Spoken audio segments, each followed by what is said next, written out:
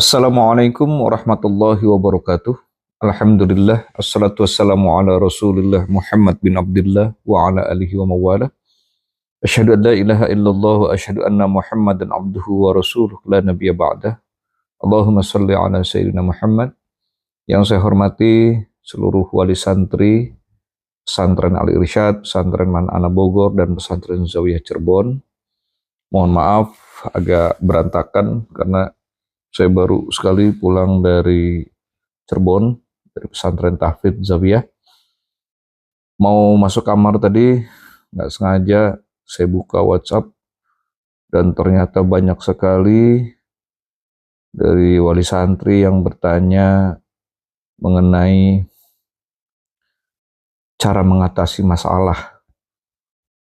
Kok kelihatannya banyak banget gitu ya. Bahkan ada yang nanya, apa tahun 2025 ini tahun apes atau nggak ada. Tahun yang apes nggak ada. Tapi intinya, daripada saya menjawab satu persatu, kayaknya lebih praktis kalau saya jawab melalui video ini. Mudah-mudahan Bapak Ibu sedikit mendapat pencerahan ya. Jadi gini Pak Bu, sebetulnya kalau saya katakan itu hidup ini nggak ada masalah. Masalah ini kan yang membentuk pikiran kita. Apapun yang terjadi pada kehidupan kita ini, itu sudah takdir, sudah ditentukan oleh Allah Subhanahu wa Ta'ala, sudah diizinkan oleh Allah.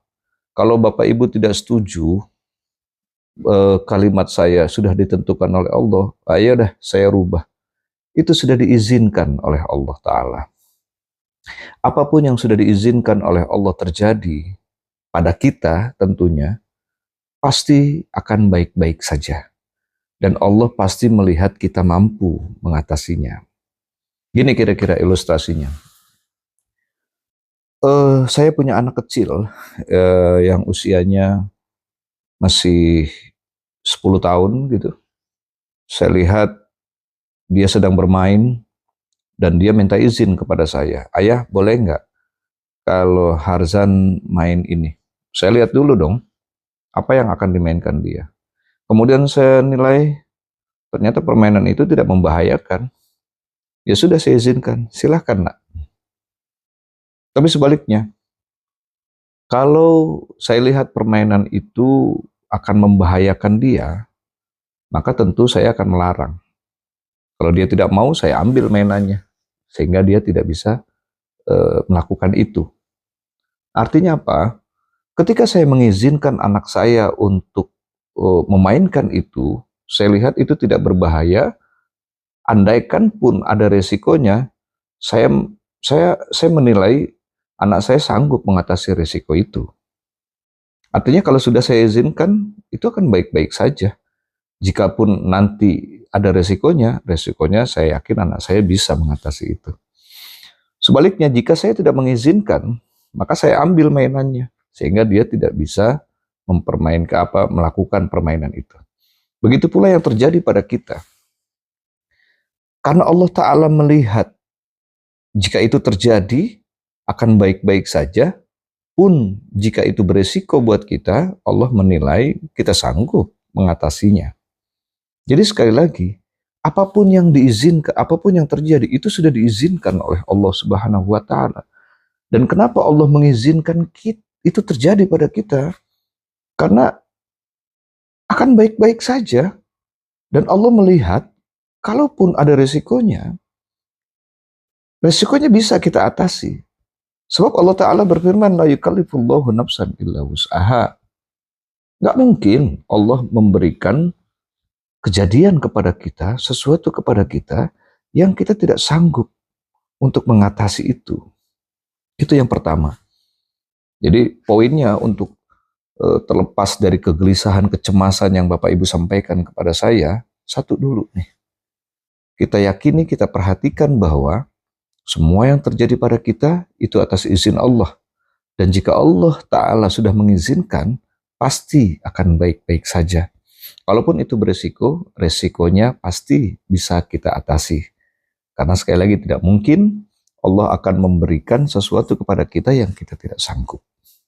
Yang kedua, yakini dulu bahwa Allah Subhanahu wa taala itu sayang banget sama kita.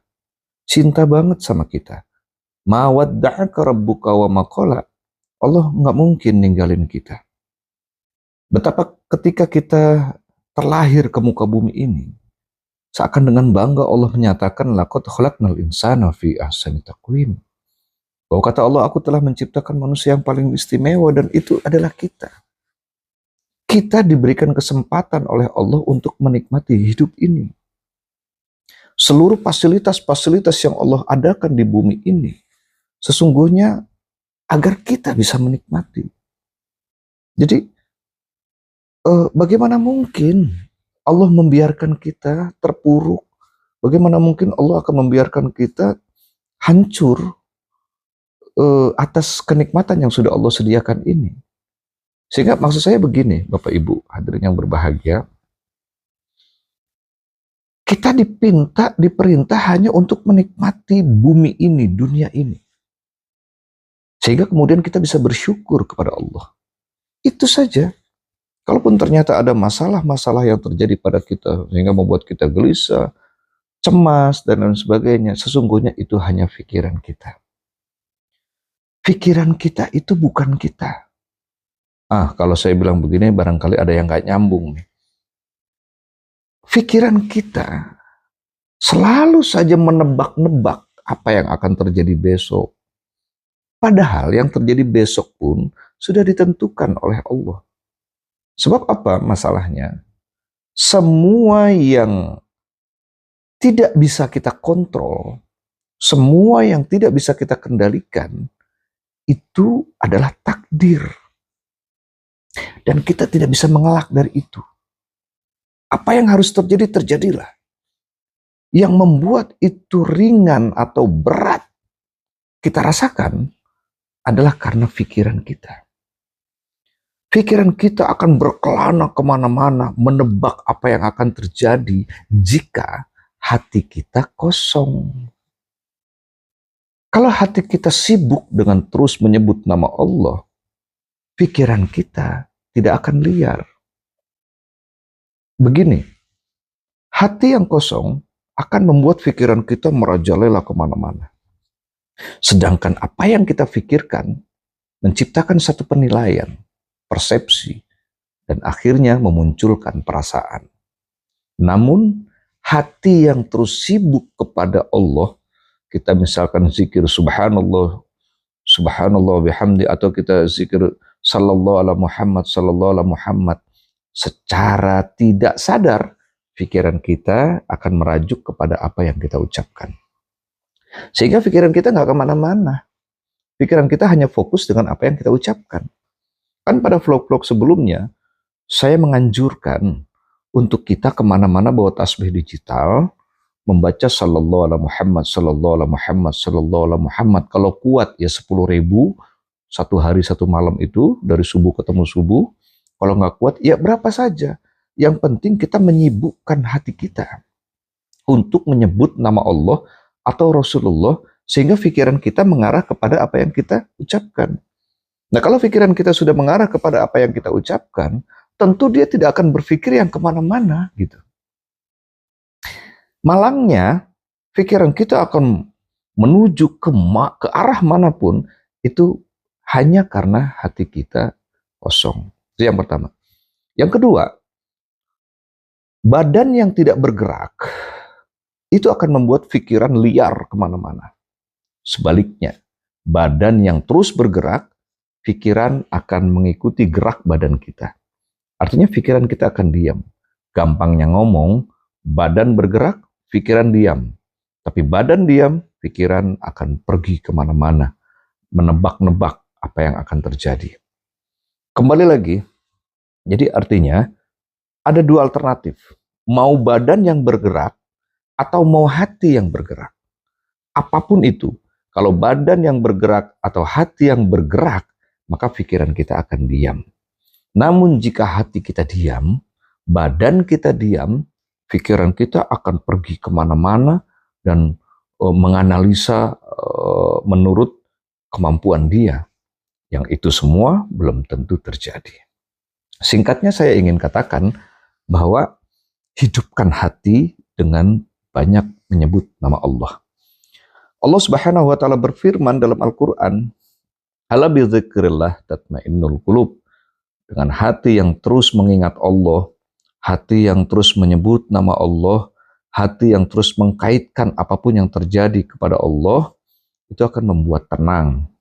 Kenapa bisa begitu? Karena hati yang terus berzikir kepada Allah itu hidup. Tidak sama antara orang hidup dengan orang mati. Kalau orang mati tidak mampu menganalisa, tidak mampu mendapat petunjuk, tidak mampu bisa terang dalam melakukan apa yang harus dilakukan. Tapi kalau orang hidup, karena hatinya hidup, itu bisa mudah melakukan apapun karena petunjuk itu mudah datang. Jadi intinya, singkat sih saya pengen bilang bahwa hati yang terus berzikir kepada Allah itu akan seperti lentera. Selalu akan mendapatkan petunjuk dari Allah, sehingga apapun yang akan kita lakukan gamblang, terang benderang, gampang jadinya. Tapi kalau hatinya mati, semua jadi gelap. Ketika kita hanya mengandalkan kecerdasan otak, itu tidak akan menghasilkan apapun. Kalau hatinya gelap, kalau petunjuk caranya tidak diberitahu oleh Allah Subhanahu wa taala.